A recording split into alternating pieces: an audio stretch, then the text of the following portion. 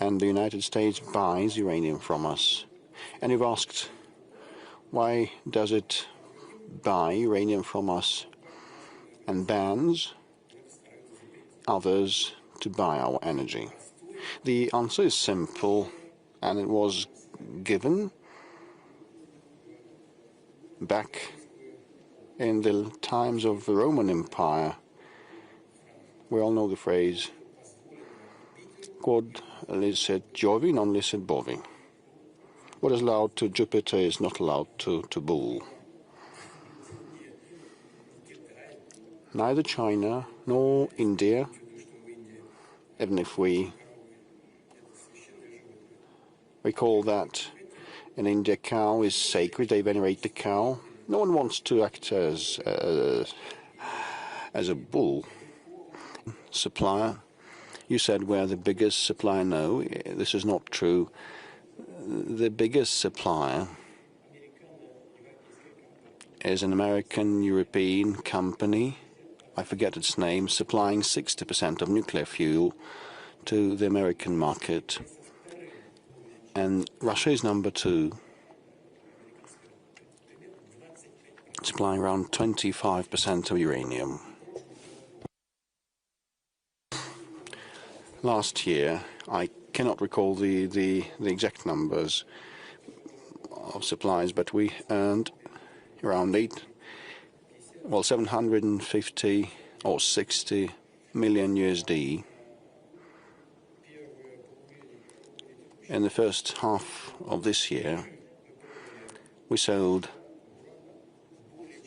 uranium worth more than $800 million to the United States.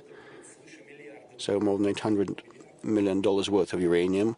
And as a result of the year, it's going to be 1.2 billion, more or less. So we can figure how much is going to be next year. Now we have had the backlog of orders to the tune of around 800 million. So the work is ongoing. And, well, they do that because, it's the cost-effective option for them, and they're right in doing so. And topic. You mentioned the attempts to kick Russia out of the global markets, the global system. In recent weeks, we hear all those calls from Washington to China, to India, to other countries, and they're putting pressure on them so that those countries would abandon the idea of purchasing Russian raw materials, energy resources. At the same time, you were saying how important it was to get united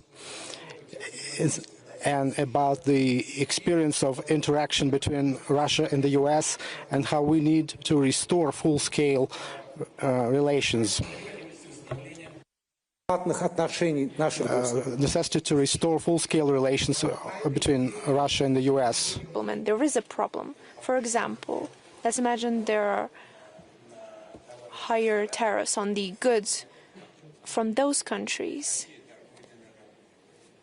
that Russia sells energy carriers to, oil and gas. What will this lead to? For example, Chinese goods will be less present, and then prices will go up on these goods on the US market. Or these goods will flow via third countries, and once again, prices will go up because of the deficit, and the logistics will cost more. If this happens, if the price is ramped up, the Federal Reserve will have to maintain the interest rates flat or up them to deter the inflation, and this will result in the deceleration of the American economy. It's not about politics, it's like a pure economic reckoning, and many of our economists believe it's going to happen. Same refers to India and goods manufactured there. It's the same as with China. So for the United States, the benefit is not obvious, and for the against which the threat was voiced, like for India, if